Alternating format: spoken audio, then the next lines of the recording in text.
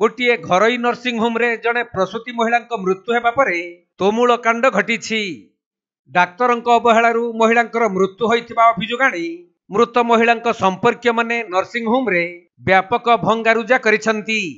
एथि सहित डाक्तर गाड़ी काच को मध्य भांगी चूरमार कर देइछंती।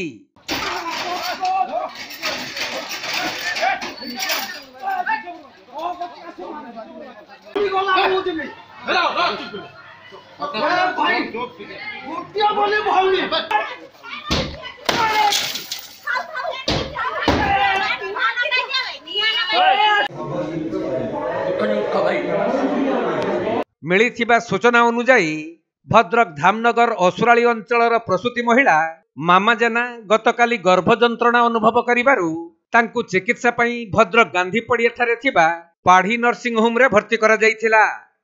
आउ राति रे मामा जेना एक शिशु कन्या जन्म देबा परे मामा जेनांकर मृत्यु होई जायथिला।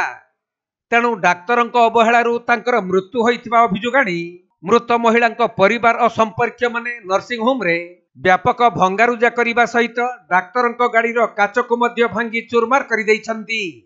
परे खबर पाई टाउन पुलिस नर्सिंग होम रे पहुंची उत्त्यक्त लोकन को बुझासुझा करिथिबा जणा पड़िछि।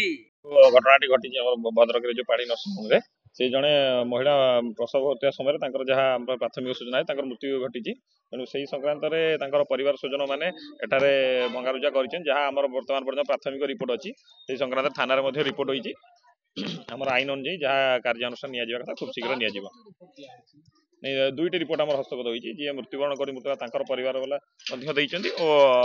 हस्पिटाल जो नर्सिंग होम कर्तृपक्ष मैंने रिपोर्ट देते